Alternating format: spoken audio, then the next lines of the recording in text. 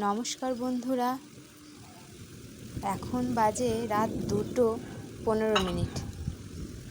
হঠাৎ করে ঘূর্ণিঝড় শুরু হয়। এত শোঁ শোঁ করে আওয়াজ, ঘুম ভেঙে গেল। জানালাগুলো সব খোলা ছিল, ভালো জানালা লাগাতে হবে। তারপর আবার ছাদে টব ভাঙার আওয়াজ। সকালে উঠে দেখতে হবে কটা টব ভেঙেছে। বন্ধুরা দেখুন, কাল রাতের ঘূর্ণিঝড়ে আমার ছাদের টবের গাছগুলোর কী অবস্থা হয়েছে। এই টবটাও উপর থেকে পড়ে যে পুরো ফেটে গেছে। এই যে এই গাছটাতে ফুল ফুটতে এত, এই টবটাও ভেঙে গেছে। যে দুটো প্লাস্টিকের টব, যেটা বেল গাছ ছিল আর এটা হাসনোহানা গাছ ছিল, এটাও পড়ে গেছে। এই যে করবি গাছটা, এক গাছ ফুল ফুটে আছে, এই গাছটা উল্টে গেছে।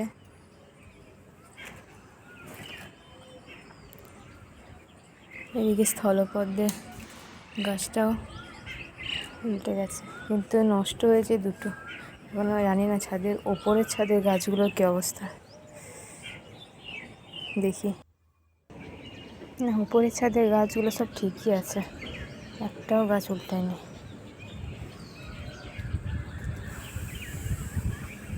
শুধু নিচের ছাদের গাছগুলোই উঠে গেছে।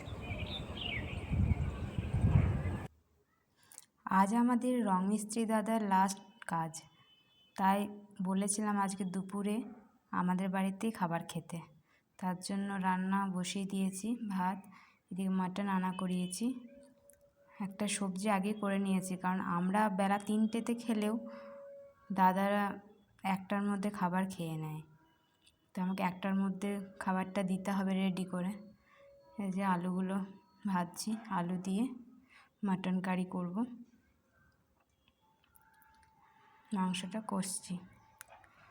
পায়েস, চাটনি, একটা সবজি আগেই করেছি, ভাত আর মাংসটা লাস্টে।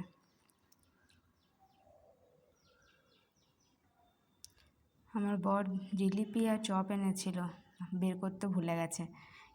অনেক সময় এটা হয় যে ডিকিতেই ভরা থাকে, বের করতে ভুলে যায়। এবারে রং মিস্ত্রি দাদার জন্য ভাতটা একটু সাজিয়ে দিই, কারণ 1টা বাজতে চললো, খাবারটা দিতে হবে।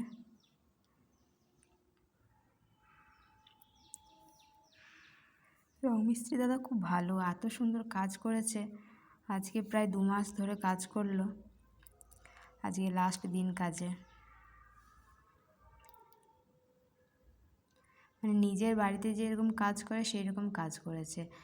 আমাকে অনেক হেল্পও করেছে, কারণ এই ঘর গোছানোর সময়, পরিষ্কার করার সময় অনেকটা আমার সাথে, আমি করতে গেছি তো, যেহেতু ছোটো বাচ্চা নিয়ে করতে অসুবিধা হয়, তো দাদা অনেক হেল্প করে দিয়েছে কাজ করতে আমাকে।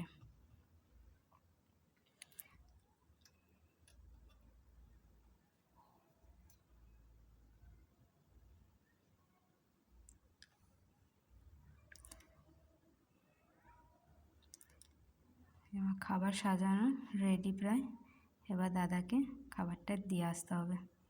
দাদা তো নিচে এসে খাবে না, বললো ছাদেই খাবে, তাই ছাদে রুমে দিয়ে আসি।